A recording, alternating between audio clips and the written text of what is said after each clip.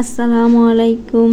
আমার আপুরা ভাইয়ারা কেমন আছেন সবাই? আশা করি সবাই সুস্থ আছেন, ভালো আছেন। আমি আপনাদের ছোট বোন, আমি আপনাদের দোয়ায় সুস্থ আছি, ভালো আছি।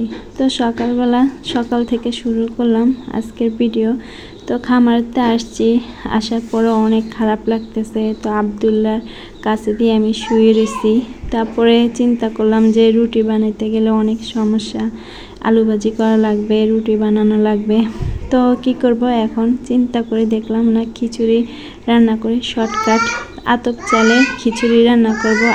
তো চালটা নিয়ে নিছি, একটা আলু দিব, মুসুরির ডাল দিছি, মুগ ডাল দিছি।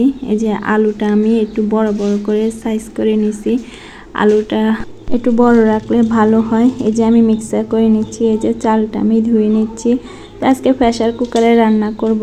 সরিষার তেল দিয়ে দিলাম, তারপর পেঁয়াজ দিয়ে দিলাম, রসুন বাটা দিয়ে দিলাম, লবণ, এই যে লাড়া দিয়ে নিব। তো আমার ভিডিওটা যদি ভালো লাগে লাইক, কমেন্ট, শেয়ার, সাবস্ক্রাইব করে দিবেন। আপনারা পাশে থাকলে আমি সামনের দিকে এগিয়ে যেতে পারবো। এই যে চালগুলো আমি দিয়ে দিচ্ছি। আতপ চালের খিচুড়ি অনেক মজা, ভালো লাগে খেতে। আমাদের ঘরে সবাই পছন্দ করে, আব্দুল্লার বাবাও পছন্দ করে। এই যে আমি টমেটো দিয়ে দিচ্ছি, ধনিয়া পাতা নাই, দিতে পারি নাই। তো পরিমাণের মতন পানি দিব। প্রেসার কুকারে রান্না করলে তেমন বেশি পানি লাগে না, অল্প পানিতেই সিদ্ধ হয়ে যায়। এই যে আমি ঢাকনাটা লাগিয়ে দিলাম। তো 3টা শীষ আসার পরে তারপরে আমি ঢাকনাটা খুলে নিছি। এই যে দেখেন মাশাআল্লাহ অনেক সুন্দর হয়েছে।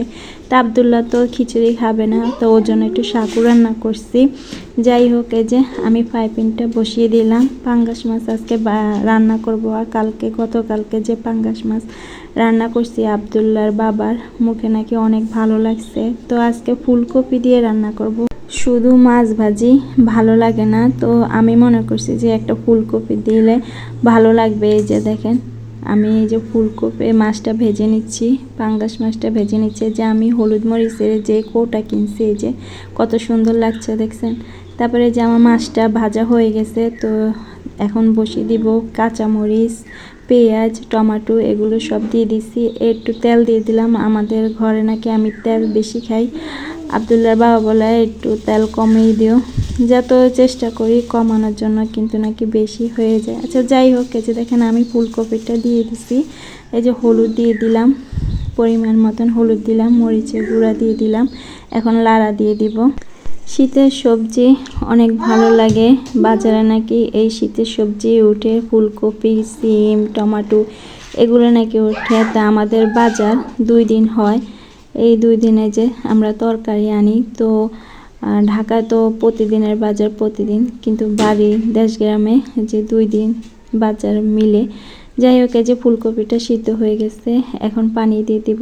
তারপরে যে মাছটা দিয়ে দিব। আপনারা রান্না করে খেতে পারেন। এই যে আমি ঢাকনা দিয়ে দিব। তো এই যে আমার এক পাশ দিয়ে রান্না হচ্ছে, আর এক পাশ দিয়ে যে টেবিলটা সবাই খাওয়া দাওয়ার পর আমি যে পরিষ্কার করে নিচ্ছি। আসলে মেয়েদের কাজই করা লাগে, সবাই খাওয়ার পর তারপরে নিজের কাজ নিজে করা লাগে, সবাইকে বিদায় দিয়ে সব কাজ করা লাগে। যে আমি চেয়ারটা মুছে নিচ্ছি, টেবিলটাও মোছা হয়ে গেছে। প্রতিদিনই মুছি, তারপরও কোত্থেকে জানি এত বালু আসে বুঝতে পারি না। যে আমি মুছে নিচ্ছি। যাই হোক, আজকে সামান্য কিছুই রান্না করলাম, বেশি কিছু রান্না করি না। গতকালকে ঘুমাইতে পারি নাই। যে 3টা বাজে উঠে তারপর মুরগাকে পানি দিছি, তারপর খাবার দিছি। রাত্রে 3টা বাজে, তো একটু ঘুমাইতে পারি নাই, মাথা ব্যথা করতেছে। এই যে দেখেন আমার আদোয়া থাল বাসন বাকি রয়েছে। সকালে থাল বাসন ধুইছি, এখন রান্নার পরে এই যে থাল বাসন, সবাই নাস্তা খাওয়ার পরও থাল বাসন। এই যে আব্দুল্লাহ খেলা করতেছে আর আমি এখান দিয়ে কাজ শেষ করছি। এই যে আমার থাল বাসনগুলো ধোয়া হয়ে গেছে। তারপর সিংটাও মেজে নিছি। এই যে ভাতের পানিটা বসিয়ে দিছি। এই যে আমার তরকারিটা হয়ে গেছে। এই যে সব কিছু পরিষ্কার করে তারপরে আমি ঘরে যাব। আসলে আমি আস্তে আস্তে কাজ করি, কারণ আমার থাইরয়েডের সমস্যা। আমি বেশি কাজ করতে গেলে আমার শ্বাসকষ্টের সমস্যা হয়। যাদের থাইরয়েডের সমস্যা সে বুঝে কত কষ্ট।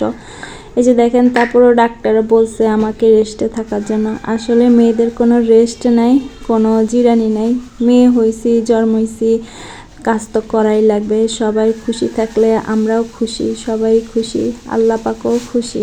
এই যে দেখেন আব্দুল্লাহ কি করতেছে, আব্দুল্লাহ দুষ্টামি করতেছে, আমাকে ভ্যাকসিনটা বিছাইতে দিচ্ছে না। আমি রাত হলে ভ্যাকসিনটা উঠিয়ে রাখি আর দিন হলে বিছিয়ে দিই, কারণ এই যে দেখেন আব্দুল্লাহ অনেক দুষ্টামি করছে।